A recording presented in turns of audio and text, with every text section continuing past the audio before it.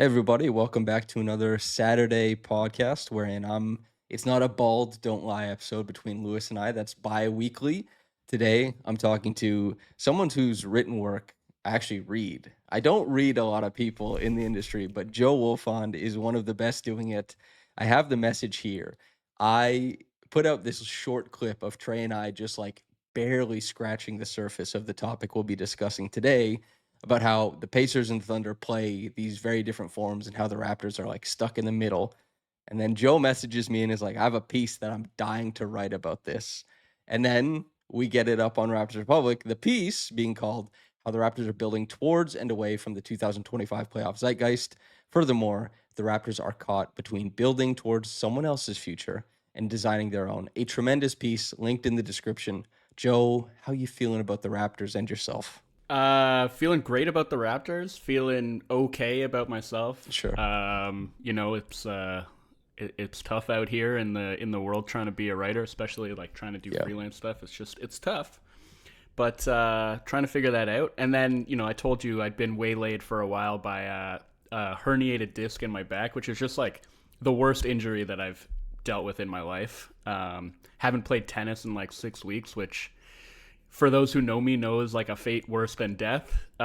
So I'm better now than I was. I'm able to actually like sit at a desk and write, which I wasn't able to do for a while. But that's still ailing me, and that's just general oldness, I guess, catching up in a way that's always makes me contemplate my own mortality. But Raptors, great. We're back. Is this live? No, it's not live. Okay. Okay, anyway, you're feeling old.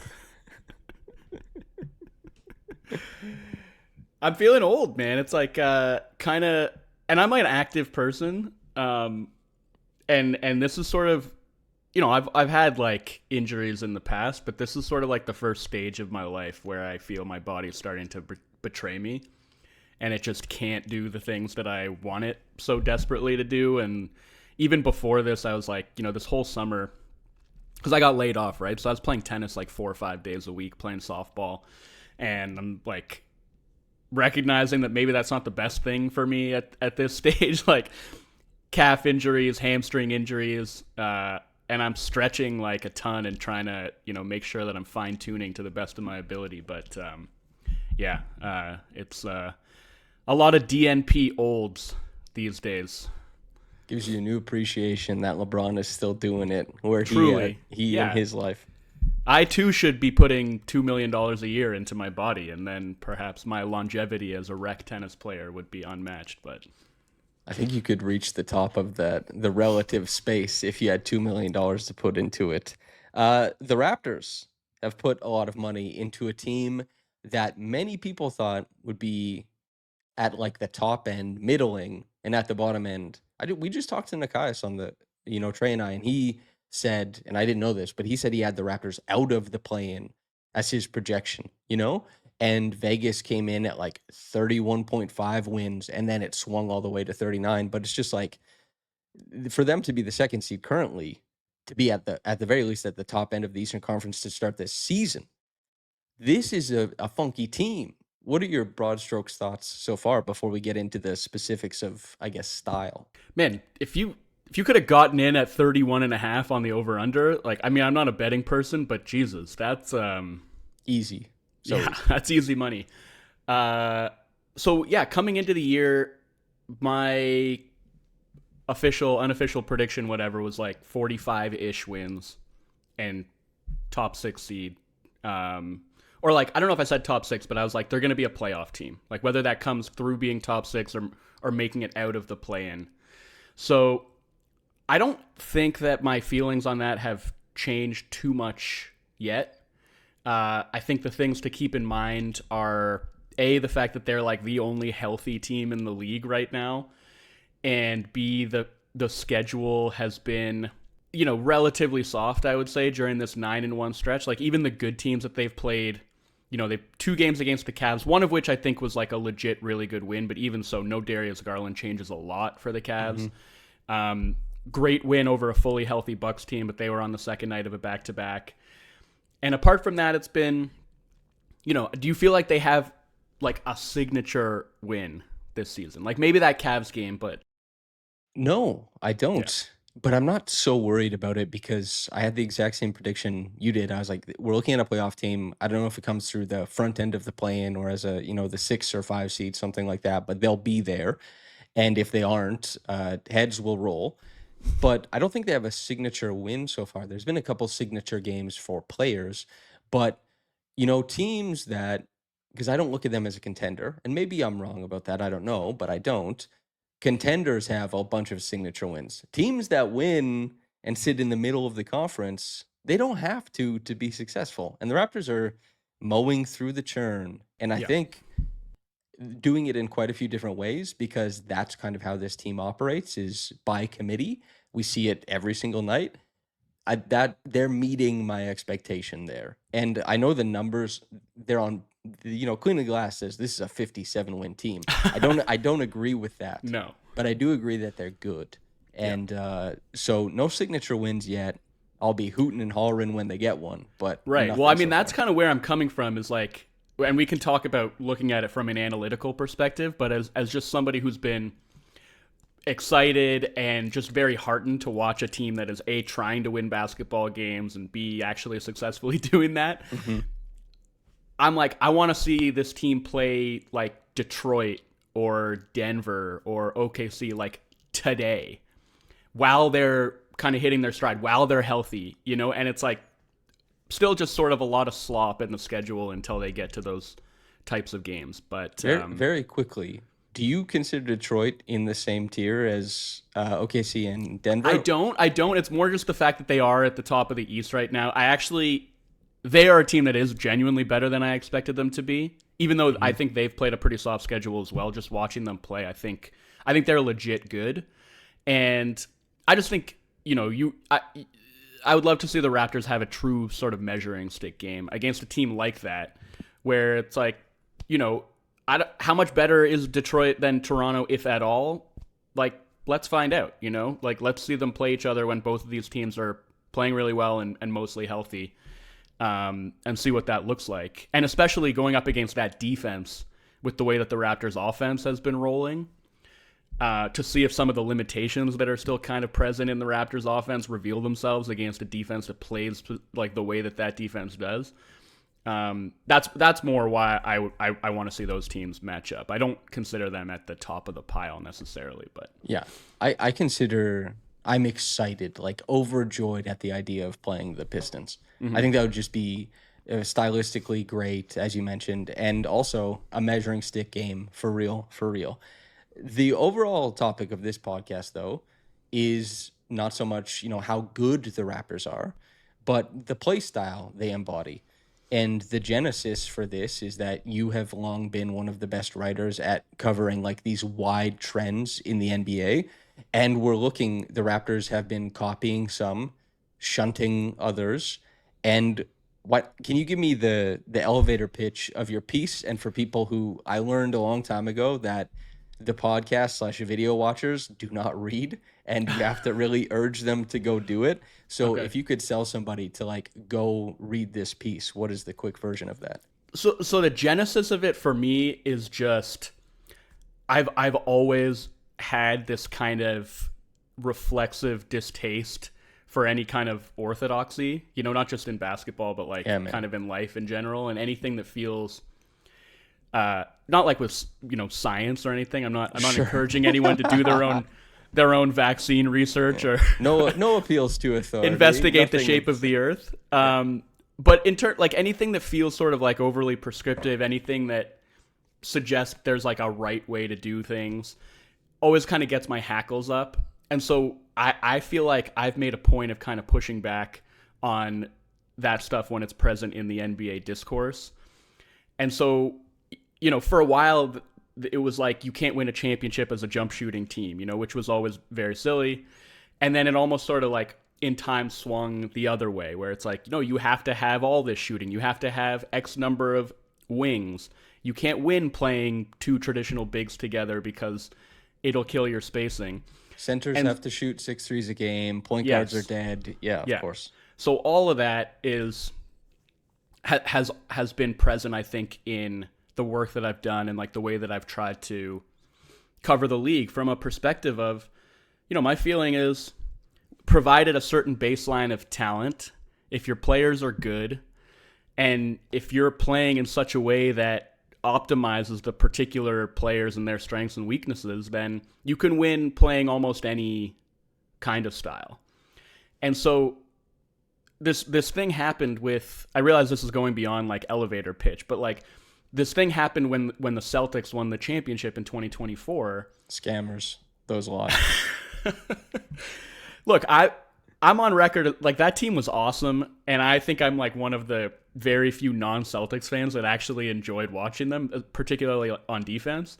But this thing happened with the discourse that was kind of like, well, this is the blueprint now, and you have to play like this, and you have to shoot X number of threes, and everybody has to switch everything on defense. And so I think what surprised me too was it wasn't just like the NBA Twitterati or like the usual suspect talking heads that are saying this kind of thing. I had coaches telling me that last season, that like this is kind of the template that we're feeling like either we have to follow it or we have to figure out how to directly counter it. Nick Nurse, in that piece that I wrote last year where I was talking to coaches about, what's like sort of like the next evolution in basketball, was like, we're all trying to figure out how to either do what the Celtics are doing or like counter what the Celtics are doing. And, he had a quote that was along the lines of like, if you can't match the number of threes that they're making by making enough of your own, you're cooked. Like I'm paraphrasing, but that's basically what he was saying. And I just didn't agree with that. So obviously, the Celtics, they wind up losing in the second round of the playoffs last year. And I remember watching the finals, watching the Thunder and the Pacers play each other, and just thinking about how differently both of them played to how the Celtics had played. And like one of those teams was going to win, and they were going to win in a completely different way than the Celtics had won. And so I remember thinking like, in the same way that Boston winning had sort of changed behavior around the league. Last year, this is something I'd written about a lot too. Like there had actually been a plateau in 3-point attempt rate for like 5 years. Mm-hmm. And then last year, after Boston won by, taking half of their shots as threes, we saw a big spike across the league. And so I'm like, this is going to change how teams operate, like seeing that these different formulas can have success. And so, full disclosure, like I was thinking when I was still employed by the Score that at the end of the season, I was going to write a piece about how we were probably going to see a bunch of teams try to imitate Indiana and OKC and probably find that they weren't as successful doing it because these characteristics were sort of unique to these two teams. And then on the day of Game 6 of the finals, I got laid off, and I was sort of thinking that I was probably never going to wind up writing that piece. But then seeing the way that these trends were kind of like carrying forward into this season, hearing you talk about it, seeing the way that the Raptors were incorporating some of them, made me want to return to that well. So I think for me, that was like the genesis of the piece, and what I wanted to explore is like all the things I'm talking about how, look, there are always going to be ideas that you see that you think you can incorporate into what you do, that you can be successful doing. And there's nothing wrong with seeing something that works and imitating it and thinking that it can, work just as well, if not better, for your team. But I think it always has to be done with an eye toward what makes sense with the players that you have. And for the Raptors, I think that's worked in some areas better than in others. Mm-hmm. Obviously, on the whole, we're seeing the results have been pretty spectacular, but I think for them and for other teams around the league, there's sometimes a little bit too much of a rush to just like jump on the latest trend. And, for me, it's like the saying like it's a copycat league has gotten to like almost the point of the Simpsons meme where it's like, say the line. Mm-hmm. And it's like, okay, yeah, it's a copycat league. But to me, like it's almost become more of like a what's next league, where like the bigger advantages are conferred to the teams that, it can be just like outright zagging while the rest of the league is zigging, or it can be like taking one of these sort of like latent trends and just pushing it all the way into overdrive, you know? So like Boston, I think, did that with cross matching. And OKC, I think, did that with like their defensive principles and strong side help and things like that. I think Houston's doing that now with offensive rebounding. So I think that more than just like the copycatting stuff is what really interests me. So I talked to Joe Mazzulla, the architect of the shoot threes nonstop offense, before the season, because I noticed that everything he was saying before he arrived in Toronto was that, the Celtics had to play different. I noticed that they were playing very differently during the preseason. And in fact, the Celtics, they're a high pressure defense now. They adopted the in vogue trends. And I asked Joe, like, how do you measure, or how do you approach as a coach asking players to do things that you think are outside of their comfort range or maybe their ability because it fits a trend that you think is beneficial? And how much is it like, no, you have to plan and play to the strengths? And, it's kind of like asking, it's like a great sci-fi book, a lot of, or series. A lot of times the endings are not really satisfying because it's hard to imagine like what the world looks like when you've solved something. And writers aren't typically the ones who can do it. Joe Mazzulla in that moment wasn't ready to solve basketball for me. So he was like, yeah, right. that's coaching. That's basketball. I was like, yeah, true. The Raptors, Darko is a guy who they have been a team that has been like so trendy despite being not very good. Nick Nurse, you just talked about offensive rebounding with the Rockets. You and I, in November of 2021, did a podcast where we were talking about, you wrote this big piece about the Raptors and how they managed to get stops in transition and offensive rebound and what it looked like. Now they sit on high pressure. They adopted the Cavs wheel route cutting. Yeah. They are also a team that uses the ball to move instead of ball handling all of the time. They've managed to limit turnovers while being that. The only thing that isn't, I guess, like on trend is their shot chart maybe.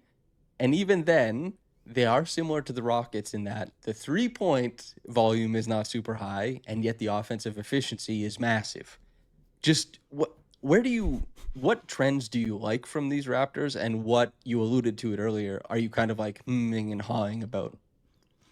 The wheel stuff that you mentioned, I didn't get into this too much in the piece, and that's not just the Raptors. I think a lot of teams have really jumped on that. But I think, if you're looking at a macro offensive trend that I think is really defining gameplay around the league this year, in the last couple of years, really, it's just static spacing is like a thing of the past. It's all about continuous spacing. And, the one play that really jumped out to me in the game against the Sixers was like, they have the high pick and roll with Quickly and Mamu. And it's like, as soon as Mamu catches that ball on the roll, RJ is like relocating from the corner to the dunker spot. And I think it was Jacoby who moved down like from the wing to the corner.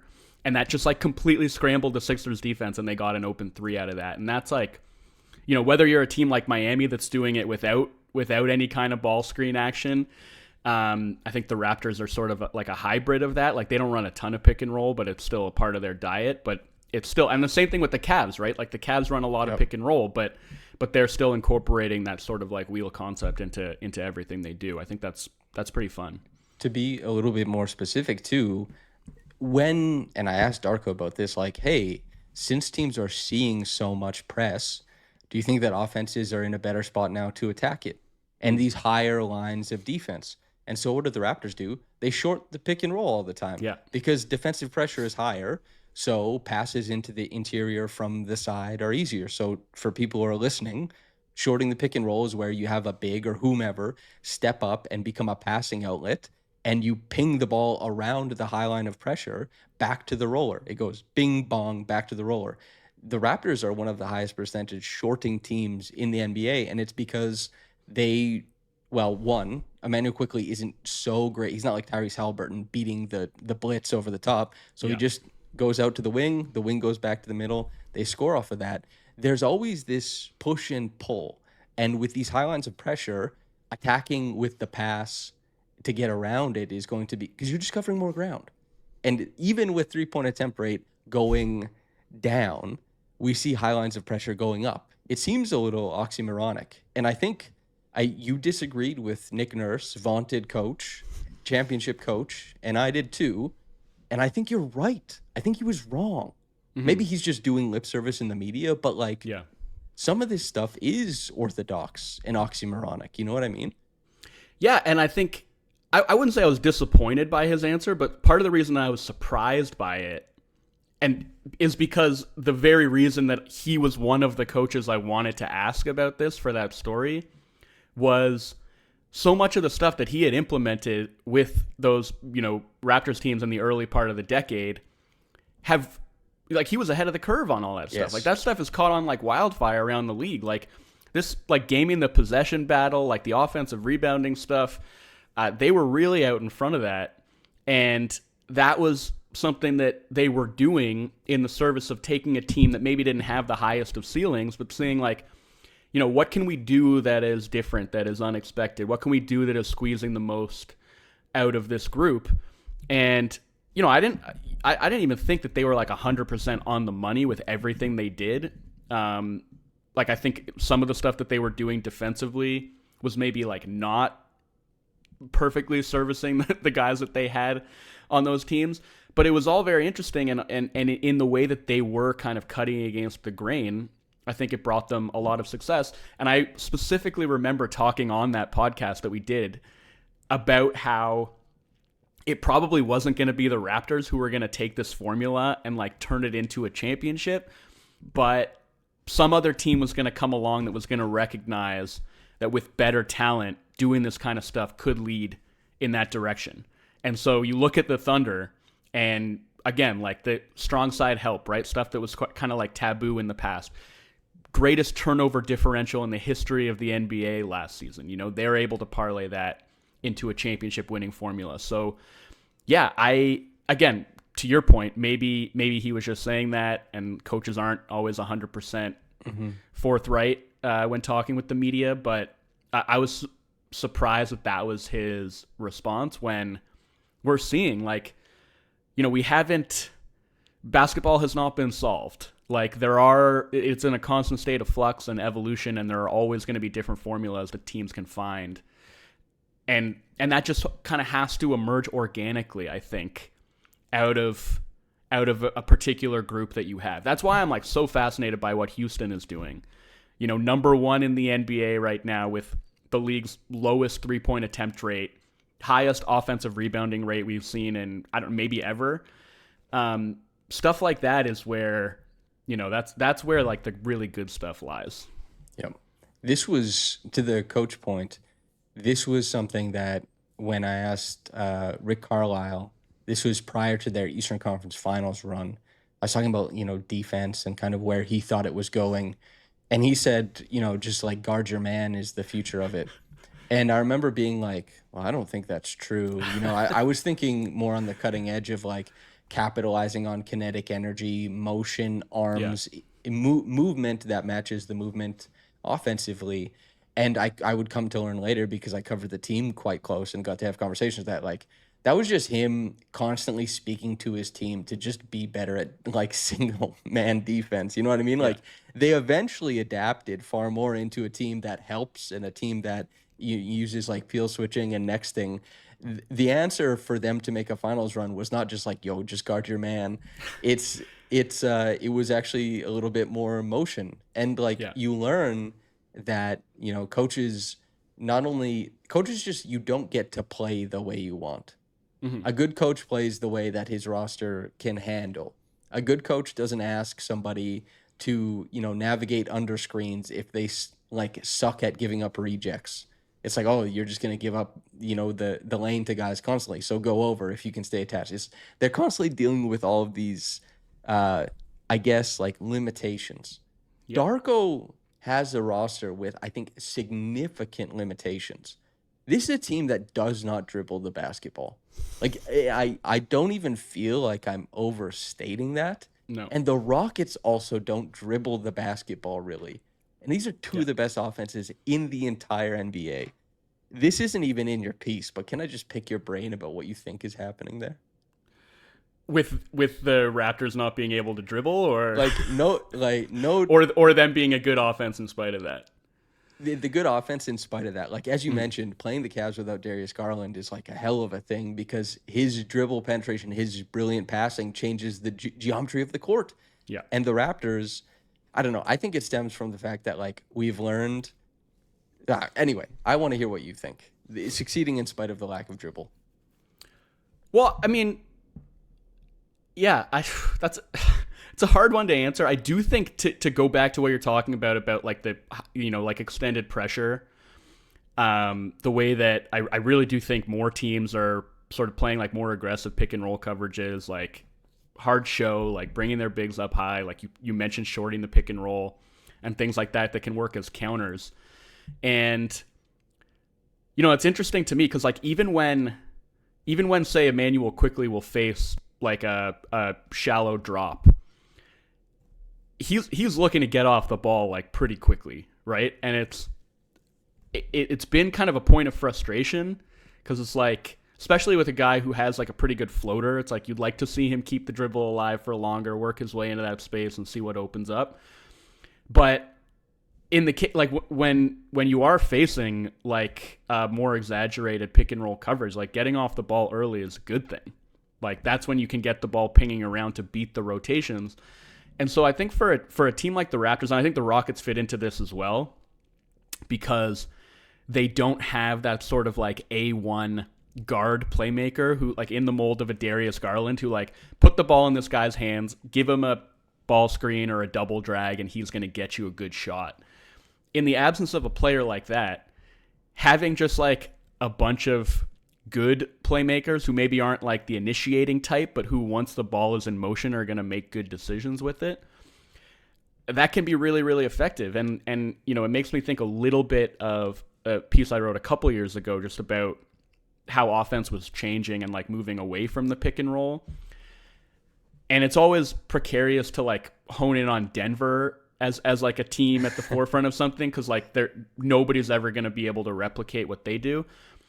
But what had stood out to me about Denver was for like 5 years in a row, they were like top 5 in rim frequency and like dead last in drives, because they weren't using drives like to get to the basket. They were just passing the ball and cutting, and that's how they were doing it. And it sort of goes back to like, yeah, there's like all these different ways to get to these desired outcomes. So driving the ball is one of them, like having a pick and roll player who's just going to like have the ball in his hands for 9 minutes a game and is going to bend a defense out of shape and then has the passing chops to like sling it to the corner, find good shots at the rim. That's one way to do it. And if you don't have that, it's like you got to have all these guys who are moving in sync, who are willing to make quick decisions and pass the ball. In the Raptors case, I think this is true of Houston as well. It's like, they work through the post a lot. Mm-hmm. I'm like shocked by the level of help that teams send at the Raptors post-ups. Like, I do not think that Brandon Ingram should be seeing as many double teams as he is seeing in the post. I think that works to the Raptors' advantage way more than it works against them. Mm-hmm. I think, so that's, I guess, like a really long-winded way of answering that question. But I guess I would just come back to saying they've done a very good job of like working around a limitation and almost turning it into a strength with the way that they play. And I think it is that, like, I know RJ is seen as a negative passer, but I think he's actually a positive passer.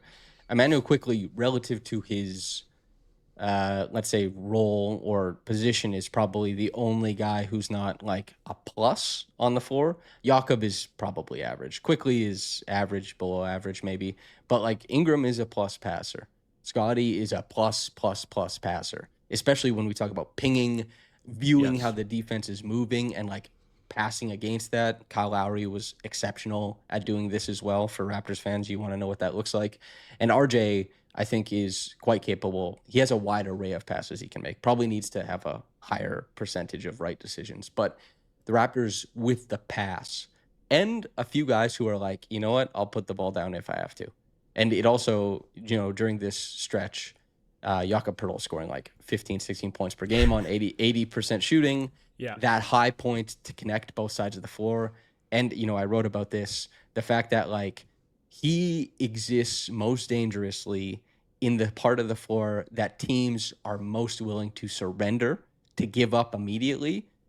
Also, Brandon Ingram. The Raptors have two guys who it's Jakob when he catches the ball there with momentum is turning, 12 to 15 feet into pay dirt every time.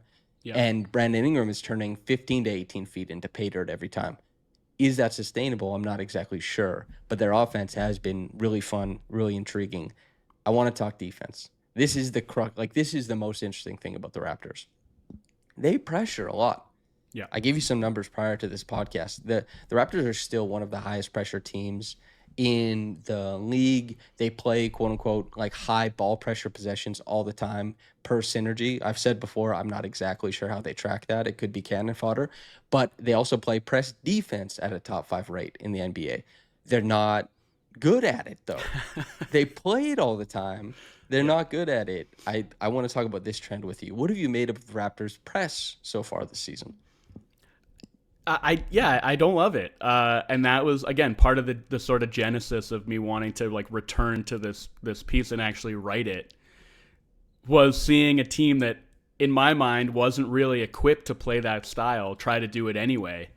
I remember I did a pod with Woodley before the start of the season talking about exactly this, and we'd seen some of it already in preseason, so it wasn't like a total surprise. But I'm just like, you look at the personnel on this team and like. It's not like they are not the Pacers, they don't have a TJ McConnell, Andrew Nembhard, like these guys. It made sense for Portland to jump on that trend with like Drew Holiday and Tumani Kamara and like, Blake Wesley before he got injured. Like, well, I'll say quickly before you go on, I asked Chauncey about this. I said, why did you start? And he didn't mention the talent on the team because Tumani was like just unearthed as they pursued this. Drew arrived after. I think like the Blazers were maybe first on the press trend. And he was just like, when I was a point guard, I hated when guys would press me. And we have young guys, so we should like press and play hard. And now it's this big thing. Yeah. You got that question in just in time, eh? Oh, brother, did I? I actually asked it last year, so I had some time. So yeah, it's interesting to me, and I do think, and I mentioned this in the piece, like they have scaled it back in recent games, and I think that has helped in part lead to their turnaround at the defensive end of the floor. I just didn't feel like it was really serving them. And the other thing I'll mention, because I think you mentioned it on the pod with Nikias about how some coaches will say the idea is to like chip seconds off the shot clock, slow the opposing offense down so they're getting into their offense later. And a lot of times it doesn't work. And so what it reminded me of was Joe Mazzulla talking about the same thing. And this was like to a question that I'd asked him about like their cross matching, where they would, for a few possessions a game, put like Peyton Pritchard on, Scotty Barnes, or like a giant wing or even a center on the opposing team. And he said that they liked doing that because they wanted to have him do the sort of like high pickup and speed the opposing offense up. So I thought it was very interesting having like the complete alternate perspective on what you're trying to accomplish when you're playing that extended pressure. And yeah, to me, it's like, doesn't seem like, especially having seen it now as often as they have, for like opposing offenses to just kind of like break that press and not be slowed down, but in fact get into their offense earlier with the defense that's already basically on their heels. And I think for the Raptors, like just a lot of the guys that they had doing it, like quickly especially, just didn't quite have like the footwork, the lateral agility, the instincts to like press effectively in a way that was actually going to have that desired impact of like slowing the opposing offense down or forcing a mistake or turnover. And instead it was like blow-bys or backcourt fouls, which were really just driving me nuts early in the season. So that was one where I looked at it. I'm like, this just feels like you are jumping on a trend out of a sense of obligation or something like that, and not necessarily as a product of like actually looking at the team and deciding what is best for them. This is also when you don't press, you don't have to bring up your bigs as well. Because a lot of times, teams aren't going to, the offensive coach is not going to say, like, oh, I guess we have to let this guy just badger our guard in the backcourt. They'll just send their big up to set him loose so that we can Exactly. run on like this either 5-on-4 or like 4.5-on-4 type of offense. And then how do you stop that? You have to bring your own big up and you have to try. Then you're trying to like hedge and show with 60 feet of runway behind you, which is a really tough ask.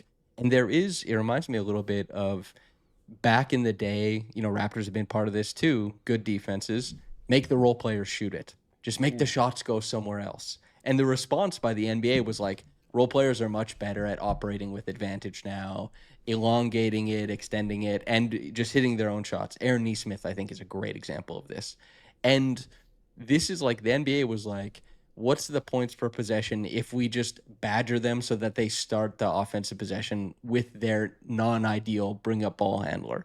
And I'm sure there were numbers to justify this. And I'm sure that swung back around because teams were like, oh, okay, we're just going to start the ball here.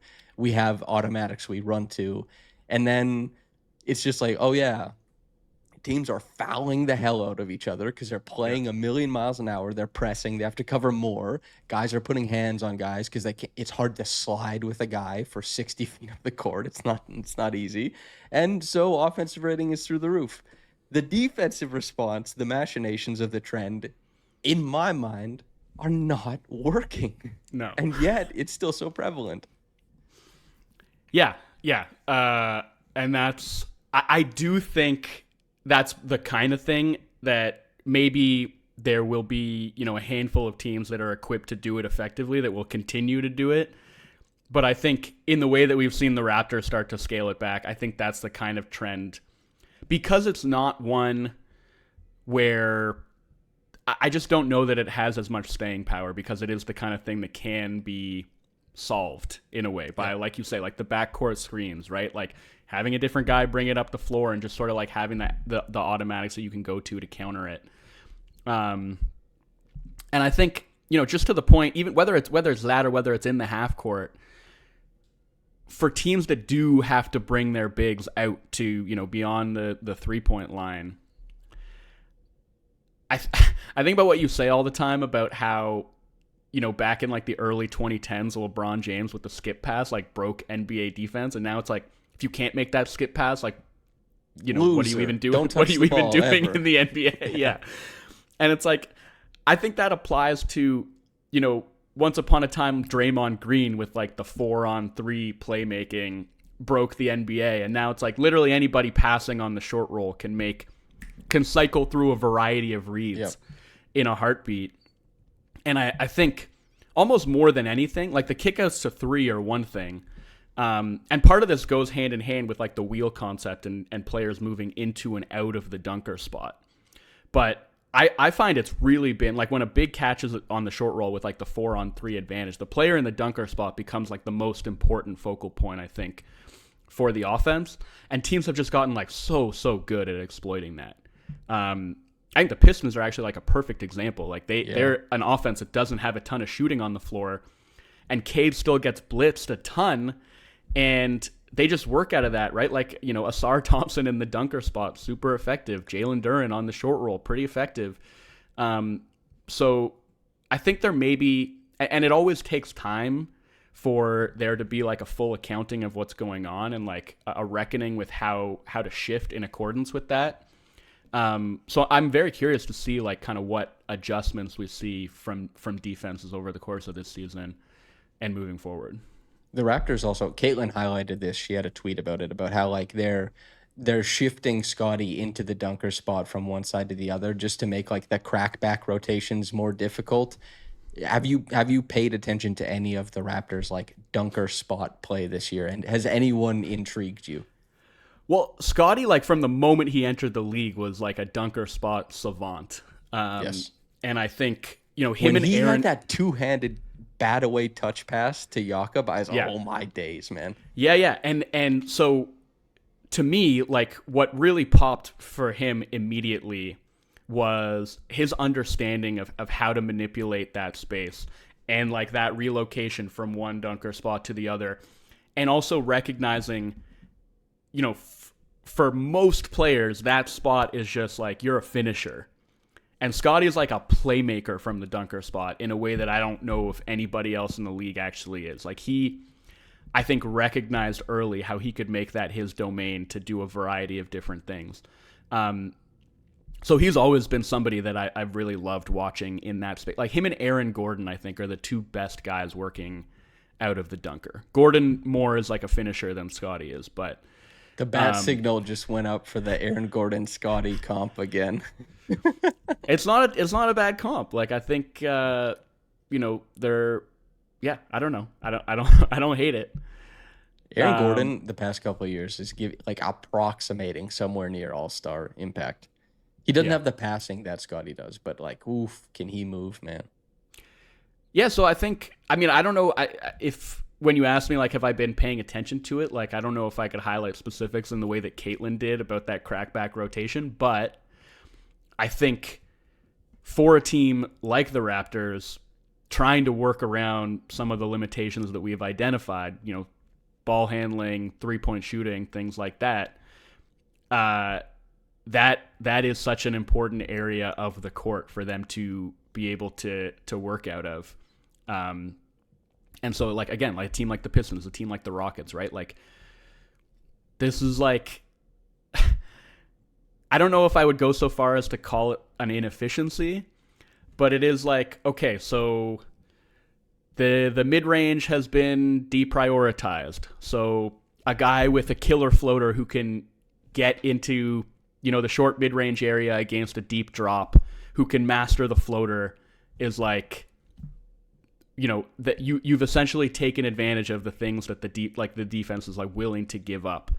And that's it feels to me almost like as things get more spread out, as defenses are extending their pressure, you're creating these seams now that you have to be able to exploit. And so one of those pockets, I think, is that spot, like around and underneath the basket, where we're just seeing, I think, a little bit more creativity in a variety of different things that you can do. I think also defenders, when you're in like a safe spot on the floor, safe spots don't exist on the floor defensively the same way that they used to. You used to be able to stand in a spot and be like, I am probably in between two guys. And it's the meme of the Mavericks who are like, we space to this spot, run to this spot, do not move from this spot. You need to open up room for Luka. And even the Raptors have spots on the floor where they're like, we like to initiate from here to maximize spacing in these alignments. But something like, the pass that Grady brought two to the ball, fakes up top, goes to the bounce pass to Scotty. Scotty is rolling. Like, Jakob didn't stay in the dunker. He flashed to the front of the rim, and that's so that the difference can't be split on Scotty as the roller and Jakob on the back end by the two players, so that they can't go 2 versus 3. The movement during the action is what makes it 2 versus 1 for Scotty to Jakob. And offenses have just gotten so good at sequencing movements, and it means that you can't just stand and be effective defensively. Whereas I think in like 2017, you could stand in the right spot and you're going to dissuade people. Even like nail help, right? This is something that the OKC did to outfox the Pacers' next rotation, that they were using Neesmith as a goalie in the lane against SGA. So they started running all these ghost actions and moving guys in and out of the dunker spot on strong and weak side so that they could punish that. And it's like, there's always an answer if you just move. And that, I think, is the number one credit to the Raptors, is that they do move and they let the ball move. And that's a lot of, I mean, there's some shot making stuff in here. Brandon Ingram is still the way he's able to save them when the offense dies down. And I agree with you, like, even to that end, he's been that good. But why doubles? Why triples? Even sometimes, I'm not sure. Maybe this is on the other side of things. Teams are getting a little bit overeager, but the Yeah. Raptors, they're doing something. There's a Mark Yeah. They Know quote that says, all of our tactical decisions are a byproduct of who we have. It's not like we're on the drawing board saying what's going to be the next big trend and trying to get in front of that. It's more that we're on the drawing board trying to understand our players and how to best leverage their strengths, and doing so without boundaries. If it's something that's unconventional, we're willing to explore that, but it's always in pursuit of what's best for our players. End quote. Mark told you that. How do you think the Raptors are doing in the spirit of that quote? I think the amount that they're running, like specifically off of defensive rebound, is just like a ridiculous transition rate, like by far the highest in the league.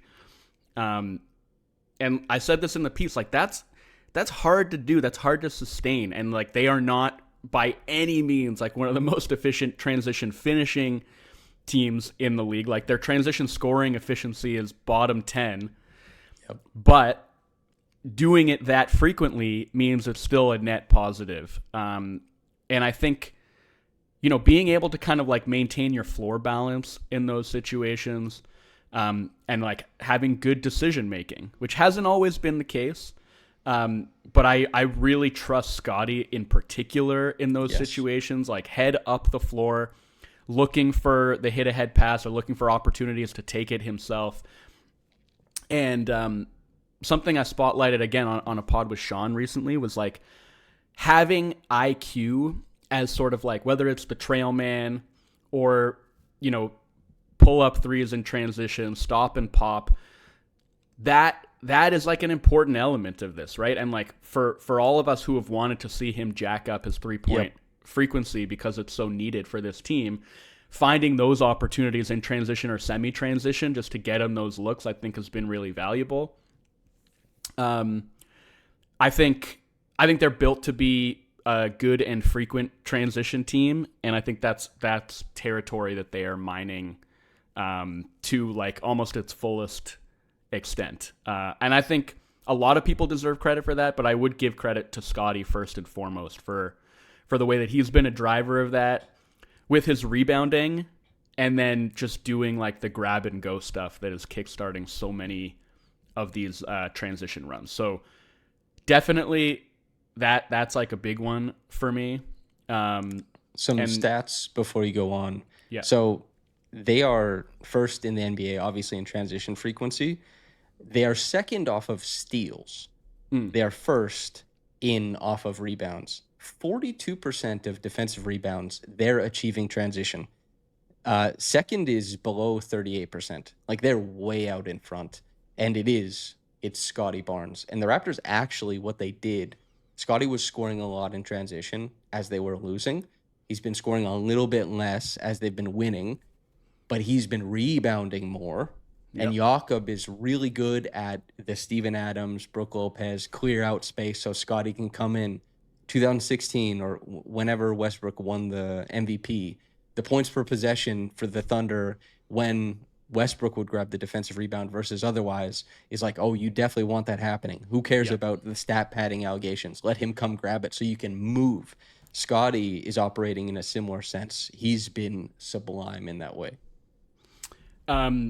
And then, again, we don't have to go back over it because I think you explicated it really well. But to go back to the continuous spacing aspect and just the way that they keep moving to keep shifting defenses, especially in those situations where it is, Ingram in the mid post and a double is coming, as long as they keep coming, I think the Raptors have just done a really good job. It's like the way that IQ will sort of relocate toward that side of the floor to open up that gut cut for RJ that we've seen have success now on a couple of occasions. That was two motions from IQ as well. He shaded to give the pinch post action so that Ingram had more room. Then he rerouted to drag Bridges and give that indecision, and then RJ splits the difference. And Bridges had no chance either. He was not aware of what was going on, but it's just like sequencing motion. That's how you do it.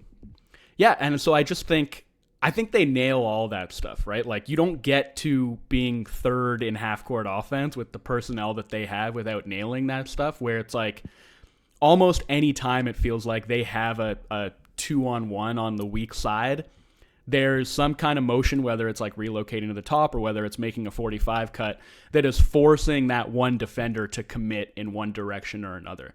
And I think that's been like such a prominent and like important evolution for offenses, is like, don't let the defense off the hook. If there's one guy guarding two guys and they're both standing still, it's not that hard. And I think for a while it was like, because 3-point shooting was moving in that direction and all these teams were thinking like, we need to be getting more threes up, that was like the prevailing wisdom was like, we want to have our guys stationed behind the 3-point line, for whether it's for shooting purposes or spacing purposes. But there are a lot of different ways to create space. And that's something that Kenny Atkinson really hit on last season with like Cleveland's offensive concepts, is like cutting is spacing as well.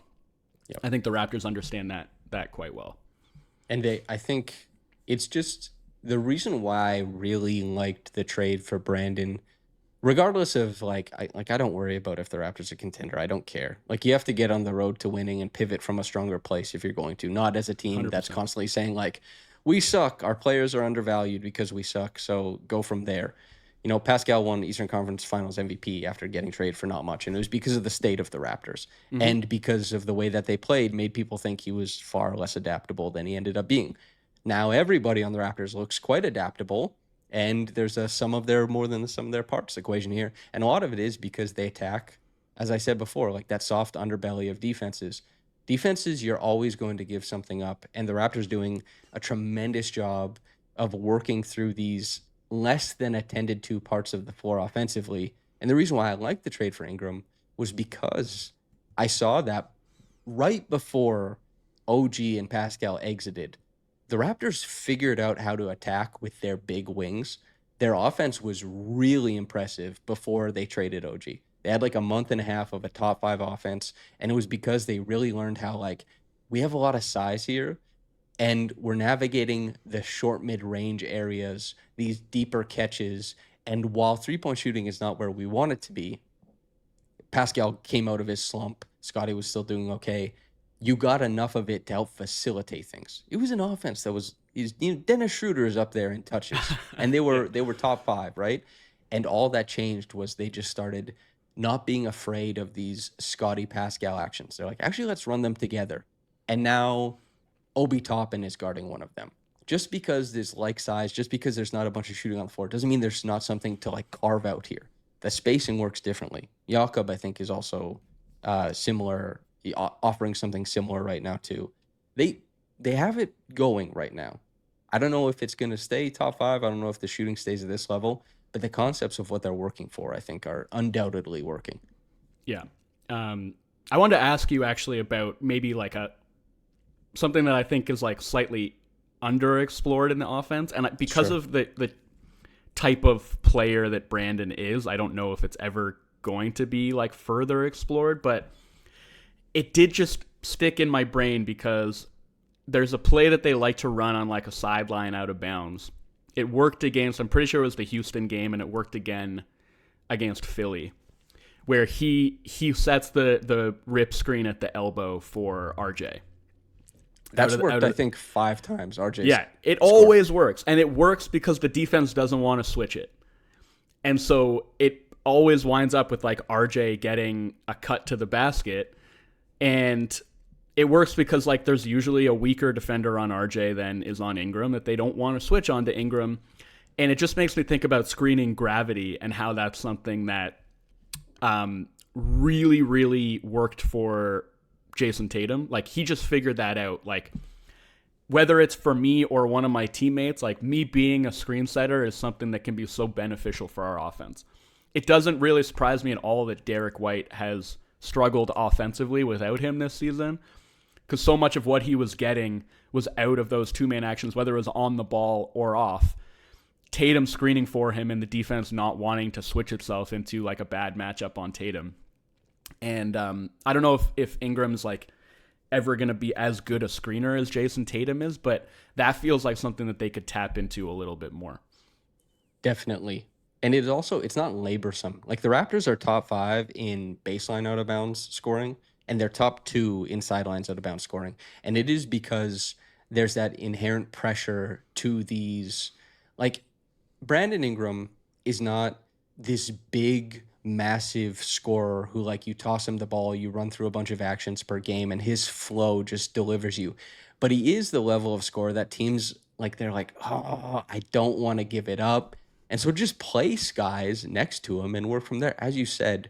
And the Raptors, when they get to align their offense the way that they want to, they most often go to that pressure point and just see what comes out of it. And then if teams don't go to the RJ, like RJ, I don't know if that's what it is right now, but RJ and Brandon were 2 out of the top 3 slob scorers in the NBA through the first like 11 games. The other guy was Nikola Jokic, who obviously, as we said before, the Denver stuff, you never get to like set your watch to trends because he is Right. an exception.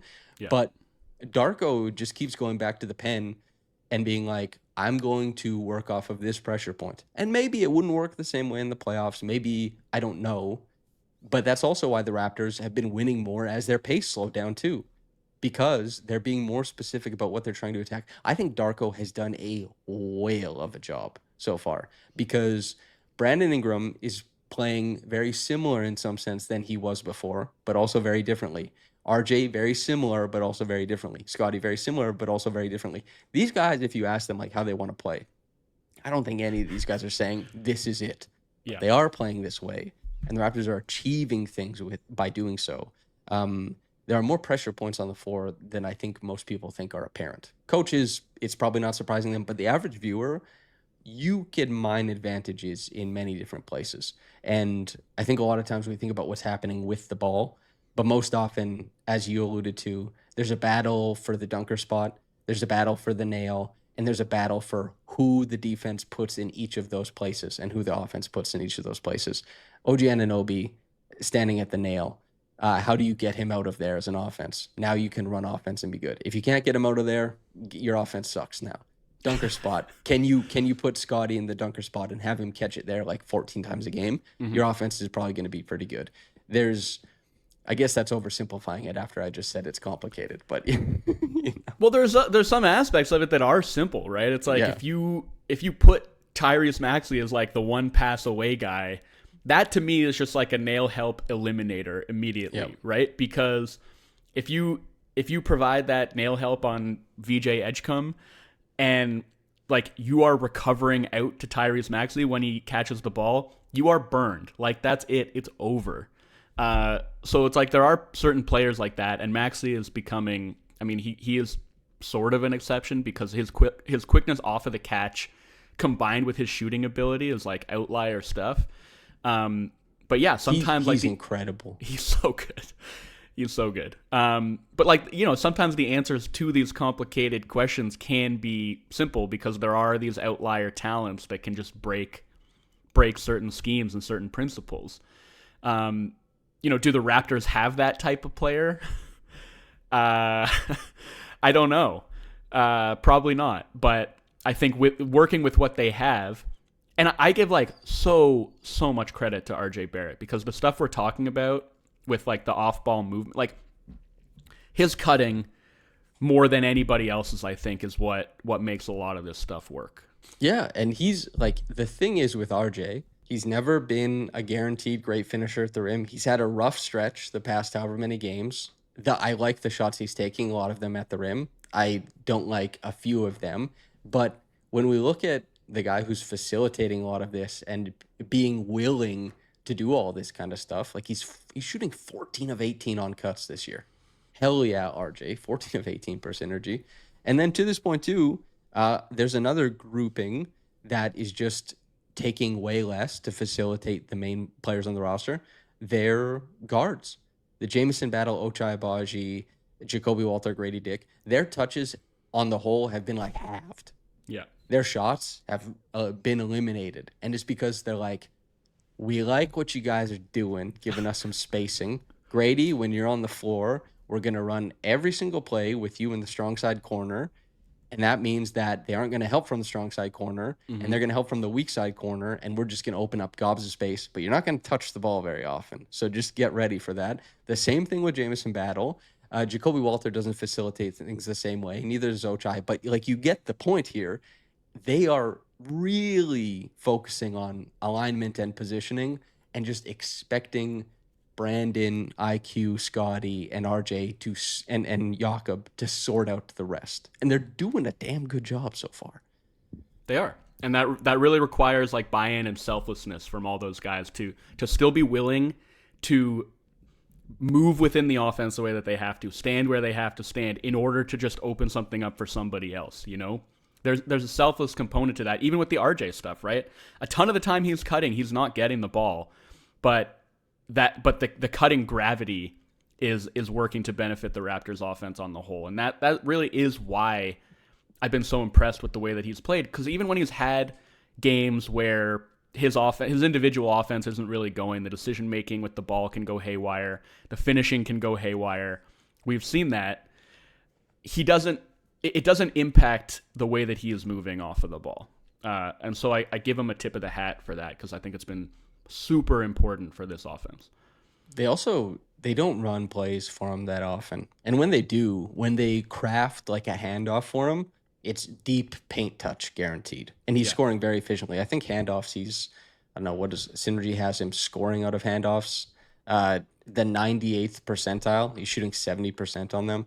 And well, I feel like, again, like to the intentionality point, like they want to get him those handoffs in like the dead corner, right? Like those, I feel those have been really effective. So I think it's like having him come out of that corner with Jakob rolling, where like the drop big kind of really has to make a decision. I think his drop off passes in those situations have been great as well. Just putting guys in position to succeed. You see them go to that to start quarters, the second half a lot of times. You see them do it out of timeouts. You see like all this kind of stuff. They're just like, we're pretty sure we're going to get a great look from right there. And especially when you consider that you have Brandon Ingram, Scotty Barnes out there, and then RJ Barrett. Some teams are going to be equipped to have like a really strong defender on RJ, but a lot of teams are going to be like, it might go elsewhere. And that's the benefit of this Raptors team, that, everyone was worried about how the offensive talent would fit together. And you're allowed to have questions of that. And it's a long season. It could still go sideways. But so far it has been that teams are struggling to guard the breadth of offensive talent that the Raptors have. And so much to the point that the Raptors bench hardly scores and is immensely valuable and impactful, because they go out there to be alignment boys who, grind on defense and help facilitate looks for their starters on offense. And it's just working, man. The proof of concept that was pitched is working much better than anybody may have anticipated. I didn't see anybody saying like 15 or like 10-5. I don't know if I saw anybody say 10-5 to start the season. But I might have believed 10-5, but I would not have believed 10-5 with a top 5 half court offense, like in a million and top years. 10 on both sides of the floor too. Yeah, and top. Man. What's Kurt Goldsberry, the WoW quadrant or whatever? The Raptors are in there for the first time in a long time, man. Yeah. Any other musings on the Raptors' trends and play style? Well, I think just to point to something that I did spotlight in the piece, like the defensive shot profile is concerning to me, like the number of shots they're giving up at the rim in particular, coupled with the fact that they foul a ton and are not a great defensive rebounding team. That's and like, again, like the offense, I don't know that it's going to keep going the way that it's going. Like Ingram shot making, like all that stuff is liable to regress to some extent, but in terms of process, I would say I have more faith in the offensive process sticking throughout the season and like leading to successful outcomes than the defense. And it goes into the stuff that we were talking about, the extended pressure and whether that makes sense with this team and the kind of compromising positions they're putting themselves in from time to time. I think you see that reveal itself in things like the foul rate and the opponent rim frequency and stuff that is, I mean, those are still red flags to me. So I don't know. I'll put it to you, I guess. Like, do you have thoughts about that and how they can maybe correct it, or whether it's like something that you're keeping an eye on and are worried about big picture? Not worried because, again, currently they have a contender profile, statistical profile. Yes. I don't expect to see this team in the finals. I don't Right. expect to see them in the ECF. And listen, the egg that will be on my face, if I'm wrong about that, I will eat it. Oh my God, with no problems. But the fact that you would worry, I think, in leading up to the season, I was like, well, if they don't get stops, you'll get how often they get out and run. 42% of their defensive rebounds you say, well, what if they get less stops? Then the offense dries up. But then you realize when they play slow, they've been unbelievable. And this level of half-court offense is not something I foresaw. I thought it would be good. I thought it would improve measurably, but this has been well beyond that. So even where there's a place I can see them regressing, I think that they're shoring things up well enough that I'm not worried about the bottom falling off. You know what? Or the front falling off of the ship, something to that effect. This team, my expectations is a playoff team. This has been a very exciting start, and I will welcome every single piece of validation that makes them seem better than they are. But I still don't think contender. So I'm not worried about them falling out of the contender tier, which is statistically is where they are. Right. Okay, so maybe let me rephrase it then. Because forget about worry, because I think, yeah, for all of us that have watched the last couple of seasons, we're just overjoyed. You're telling me, brother. To be watching a competitive team again. So forget worry, but is there something particular that you would tweak to maybe, to maybe not allow so many shots at the rim, to maybe not ask so much of Scotty Barnes as like a backline sweeper, like where do you think they can kind of adjust what they're doing at that end of the floor? At the risk of sounding like a schlub on the couch coaches are very nice when they talk to me. They pat me on the head and say, that's a good question, but I'm a schlub. At the risk of sounding like one, I would press less. Mm-hmm. And I would try and keep the shell more often. And I do like, you said you watched the episode of Nikias where I made that point about like how Grady being out there brings up like the lend your neighbor some sugar thing where it's like, okay, you know what? We're going to switch a couple things. We have to protect guys, and they haven't been stung by that yet, that earnestness and want to protect. They have the relative size on the floor, I think, on average, to get away with a lot more of that stuff. Small teams, hard to switch. Teams that are big in the middle, which the Raptors are, easier to switch. Yeah. You don't want to have to be worrying about scramming Grady out or scramming Jacoby and those guys out. But Brandon, he's not even James Harden when it comes to stop and post-ups. But I tell you what, you're not that worried. And Scotty's contesting way too many shots at the rim. He's been like one of the most frequent rim contesters in the NBA. And if you stop riding guys so high, this applies to, I think quickly, obviously, but Jamal maybe more than anybody else. Jamal allows a lot of straight line drives because he's sitting on a guy's hip instead of sitting in front of their knees, just a little less urgency at the point of attack, I think would benefit this team. And then ratchet it up when it suits you. When it suits you. If you have a wing initiator and you are playing CMB 18 minutes per game and you're just like, yeah, go nuts, dude. Go bother the hell out of him. He's really well equipped to do so. If you're going to be playing Jacoby, I think send him 85 feet. Go stick. These guys can do it. Jamal sometimes too, but like within reason. Teams, and this coaches always talk about this too, is like a lot of times you have to coach like one thing. It's tough to toggle things on and off with players so much because there's so much happening on the court. So just having like we do this is easier. But the best teams do toggle. And if the Raptors do want to be that, I think getting better at toggling is something they have to do. It's pretty extreme right now, and they still suffer from it.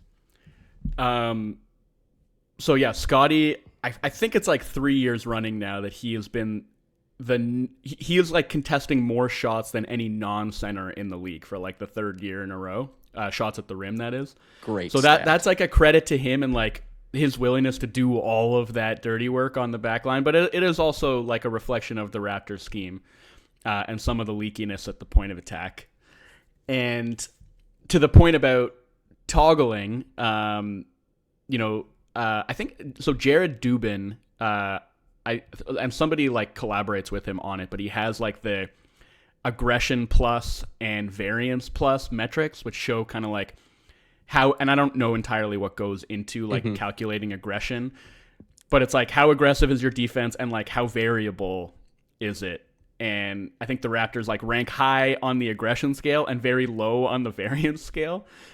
And so like, yeah, you wanted to like look up some numbers for me before the show. And one of them I asked you was like, I'm like watched this team all year. I can't remember a single possession of zone that they've played. And you corrected me. You said they've played one box and one possession with Mamu on Wemby. That's the one possession of zone they've played all year. They got the stop. Best zone defense in the league. There you go. 0 points per possession. But yeah, I mean, and that's kind of like, it would seem to me, I understand they are trying to win games, and it's been great for all of us to watch them win games, but you would think that this would be the point of the year where if you want to build those muscles and create variability in your defense and the ability to toggle, like this would be the time when you would be experimenting and working some of that stuff in. Like things change throughout the season. I talked to Darko about this when we were talking about high pressure points, and I don't necessarily agree with his description of like how the Pacers turned their season around just by pressing more. It was like the arrival of Andrew Nembhard was very important. Moving Benedict Mathurin into a better spot, Tyrese getting healthy is probably more important, but it was just kind of like teams respond a certain way, and teams, they have trends within season of play style. And the Raptors, they held on like everything last year. They were like, nope, we're trying stuff. They've already changed more this season than they did last year. I credit to Darko. And, I think a good job of recognizing like, what is going to work here? And also, if they start shooting the ball a little bit worse, maybe they say, okay, we have to try and ratchet up transition once again or something to that effect. And yeah, it's always ongoing. Never stops changing. Yeah, and I do credit him. I mentioned this in the piece. Like, NBA coaches can be really stubborn, and Darko has never struck me as a stubborn coach. He might do things that I don't think make sense with like the personnel that he has, but he's always, I think, done a good job of recognizing that and adapting. You know, what you mentioned, like the season before Pascal and OG got traded, he made huge adjustments to the team's offense before those guys got shipped out in order to maximize it, right? Like, I think he has a really good finger on the pulse. So that's why, I think that I agree. I think we'll see more adaptation as the season moves along, and I've been impressed with the adjustments that have already taken place. And also, like, I think he's a guy, he wants to play more than anything, probably, like, with a really strong point guard. And he has not been afforded that luxury. And so he's had to go to different forms of initiation all that time. So I think the team that Darko desperately wanted has been escaping him. And right now he's doing a great job of coaching the team in front of him. For sure. Anything else, Joe, before we get out of here? That's all I got. That was, I feel like I got a lot off my chest. And I appreciate you having me on to talk about all this stuff. It's a pleasure. Dude, anytime you want to come talk to me about basketball, we could do 5 days a week or whatever. We can chop it up. I'm around. Yes. Do you have any expectation? We've been asked by readers if there's any expectation that you might write more at RR throughout this season. Yeah, I would like to. It's not going to be entirely up to me. But I think that, I'm hoping to make writing a little bit more of a regular thing than it's been over the past few months. And, I don't always want to write things that are necessarily Raptors specific. But if or when I do, yeah, I would love to do some more writing for the site. But I don't know. Maybe I'll just be like the NBA writer equivalent of Terrence Malick. I'll just pop up like every 6 months to write a piece and then go back underground. But the answer is TBD. So that's the best I can offer right now. Bangers only, no churn, only burn. Joe, I can't tell you how pleased I was. Like when you were like, "Oh man, I'd love to write this," I was like, "Yes, please," at RR. Like it was a great piece.